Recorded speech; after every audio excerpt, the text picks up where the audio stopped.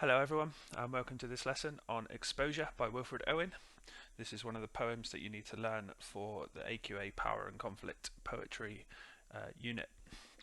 This lesson is going to be about 45 minutes long, including some pause time for you to do some independent writing tasks. In the lesson we're going to cover the general meaning of the poem as well as why it was important at the time. This is going to include some work on Wilfred Owen himself, the poet. I'm going to give you two key ideas that you can take into an exam, just two from this lesson. I don't want to overload you with too much information at this stage. And then alongside that, three short writing tasks that will reinforce your understanding of the poem and its key ideas. So as with any other recorded lesson like this, feel free to pause the video at any point. You will need access to the worksheet that I've sent you, and you'll also need some pen and paper or your notepad in order to take any notes that you want. Like I said, this poem is in the AQA anthology. It's in the Power and Conflict cluster. And what we find with these poems is that any exam question that's asked of you will either have the word power or the word conflict in it. So you'll always be focusing in this part of the exam on the key themes of either power or conflict, or sometimes both. So for example, if we take a few more of the poems from the cluster, if you look at Ozymandias, if you're given that in the exam, the question might be, how are powerful people presented? If you get the prelude, the poem about the man rowing towards the mountains in the Lake District, you might get the question, how is the power of nature presented? And on the other hand, if you get a poem like Exposure or Bayonet Charge or Remains, one of the war poems, you might get a question like, how is conflict or how is war presented in these poems? So it's worth bearing in mind at all times the key themes of power and conflict. This is the kind of situation that we're going to deal with today in our poem. Exposure is a poem about the coldest winter of the First World War. And you can see here these men, these soldiers, are making their way deeper into trenches, possibly in France, maybe in Belgium, and it is obviously very cold around them. Wilfred Owen was a real soldier in the war, as we'll find out later in more detail, and he wrote these poems based on his own experience. So when you read this poem, I want you to do that using the copy of the poem that's in your anthology, or using one that you find online.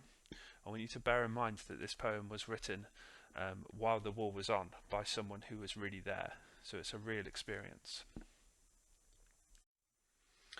So, why is Exposure, the poem, very important to us? Well, World War I wasn't very fun. So, for all of the soldiers in the First World War, there was mud, there was rain, there was disease, pestilence, there were rats in the trenches. This is not a very fun time for anyone. And on top of that, you've got the added danger of the Germans in the trenches, not very far away from you, maybe 100 yards or so, who wanted you dead. And like I said, this isn't a very fun time for anyone, and Wilfred Owen reflects that in his poetry. Although some of the films and some of the books might teach us that the First World War was full of action, it was full of heroes running across no man's land and things like that, actually most of the time the soldiers were quite bored. There's quite a lot of downtime in the trenches, and they'd always be quite cold as well. So Wilfred Owen's poem Exposure kind of reflects that. You might also be thinking, why is the poem called Exposure? That could have three meanings, three main meanings really, in relation to the meanings of the poem itself. The first one is the exposure to harsh weather. So you can die from exposure. That's a medical condition that means you've been out in strong weather, either hot or cold, for too long. There's also the exposure of these soldiers to horrific imagery, to events and actions that stick with them for the rest of their lives, the horrific violence, the danger. And there's also the need that Wilfred Owen felt to expose to the British public what the war was really like. And more on that on the next slide. So like I said at the start, feel free to pause this video at any point and take a few notes on anything that you need to. Here's Wilfred Owen himself. Like I said, he was a First World War poet. He died 2 weeks before the end of the First World War.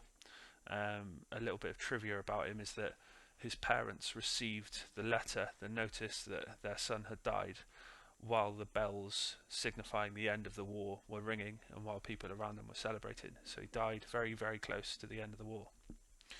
He wrote poems that exposed, hence exposure, the real story of the Great War, in direct opposition to the propaganda put out by the British government. You might have studied in early years, maybe at Key Stage 3, some of the posters, some of the poems that the British government released in order to show people or convince people that the war was going well and that soldiers were having a great time. And those of you that want to extend your understanding of that kind of period, you might want to look at Jesse Pope's very famous poem, Who's for the Game? And that provides a really interesting contrast to Wilfred Owen's work. He's also dealing with the idea of trench warfare in his poems, the tactic used in the First World War.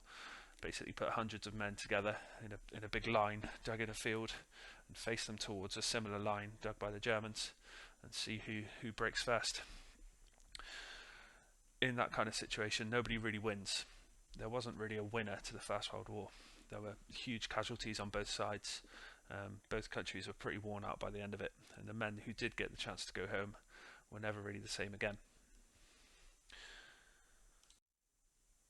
Before we go any further with this lesson today, I want you to pause this video and I want you to read the poem Exposure. You can do this either in your poetry anthology, if you've got it there with you, or if not, find a copy online. If you just Google Wilfred Owen Exposure, you'll be able to find it pretty easily. Once you've read the poem, unpause the video and we'll crack on. So, the first key idea that I want you to take away from today is the strong imagery that Owen creates in the poem. He's really good at crafting language. He's really good at using several different language features in this poem in order to get you thinking, to get you feeling a certain way. I've picked out 4 key lines from the poem here, and if you've got your own anthology, you might want to highlight them, make a couple of notes on them, maybe do task 1 in a second on your anthology so that you know what kind of ideas you've come up with. But the 4 lines here are: slowly our ghosts drag home, glimpsing the sunk fires, glozed with crusted dark red jewels. Now that's a metaphor there, the crusted dark red jewels, for coal or for fire.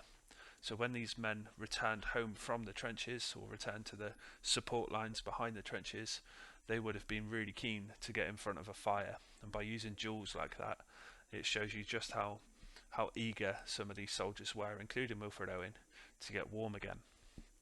You've also got bottom left, dawn massing in the east, her melancholy army. Now again, that's a metaphor.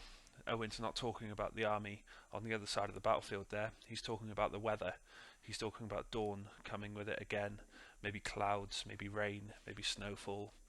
He's thinking, what's the weather going to be like today? What am I going to have to fight against? Similarly, from the first line in the poem, we've got that middle quote there. Our brains ache in the merciless iced east winds that knife us. Really strong personification of that line. Shows you just how painful some of that cold weather can be. And then from the final stanza of the poem, we've got tonight this frost will fasten on this mud and us. Just giving you a really strong image of just how muddy, just how filthy these trenches were, and just how cold these men were. So, here's your first chance to pause the video. Those 4 quotes that I've just been through for you, I want you to A, copy them down if you don't have a copy in front of you, and B, consider the 3 bullet point questions or tasks that I've put on the slide here for you. So for each quote, I want you to think about the most powerful word within that line, and I want you to label it with its word class. So is it a noun, is it a verb, is it an adjective, or so on. Secondly, I want you to think about that one particular word and what it suggests to you about Owen's situation, about the war, about the sort of thoughts and feelings that he was considering in that line. And then lastly, back to the whole line, I want you to consider any other potential meanings or potential symbols that that line might hold. So pause the video, take about 10 minutes on that, and when you come back, I'll show you an answer that I've come up with that you might want to compare with your own.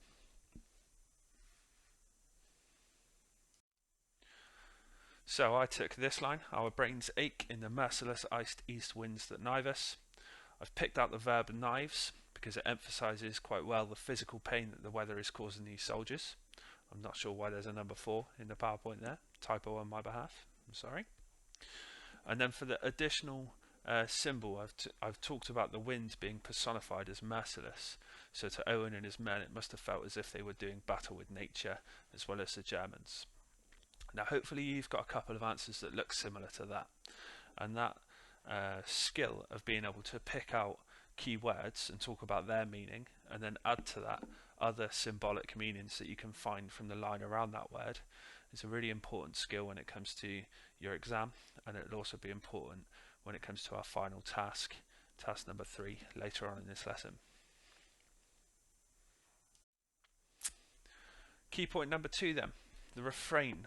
Now, a refrain is just a fancy word for a repeated whole line in a poem. It's a bit like repetition, which is a technique that I'm sure you're all familiar with, but it's not quite repetition. It's called a refrain, so it's one whole repeated line throughout a poem. And in our case, for exposure, it's the line, "but nothing happens." Now, this line is very short. Obviously, it's indented, which means it starts further in on each stanza, and that sets it apart from the regular longer lines of each stanza. So before we move on to task 2, I just want you to consider, but nothing happens. What do you notice about it? What do you notice about the stanzas that it does occur in? What sort of message is it giving us? And here we go. But nothing happens. 10 minutes. I want you to think about what you've learnt so far about this poem. Think about the context that the poem was written in. Think about the messages that I've already given you about the First World War. Think about Owen's need to expose things to the UK government. How many different meanings to that line, "but nothing happens," can you think of? Think about the war. Think about individual soldier experiences, anything like that. Pause it for 10 minutes and then come back here and I'll show you a few answers, a few ideas of my own.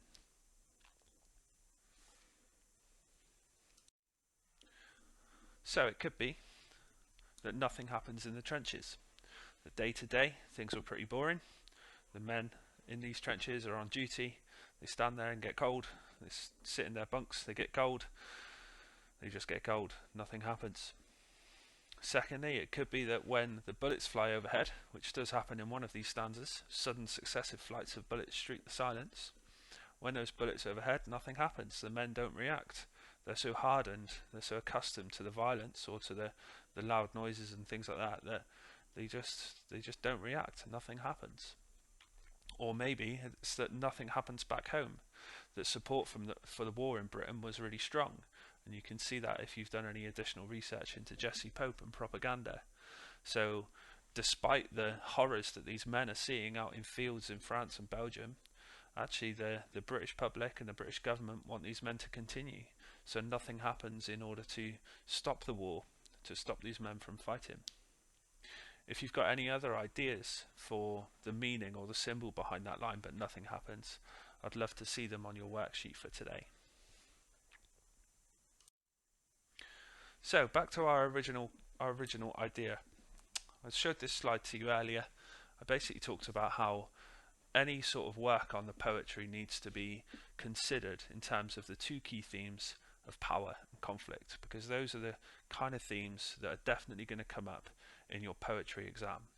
You're not going to get surprising questions that aren't to do with the themes of power and conflict. So you're never going to get a question like, how is love presented in Ozymandias, or how is brotherhood presented in Exposure? It's always going to be coming back to the themes of power and conflict. So with that in mind, here is your longer task for the lesson, and I'd like you to take about 15 minutes to complete this one, please. The question is kind of half of an exam question. So in your real AQA poetry exam, your question will be something like, how is conflict presented in Exposure, and one other poem of your choice. So you'd need to talk about both poems in the time that you're given. I don't want you to do that today. I simply want you to talk about Exposure.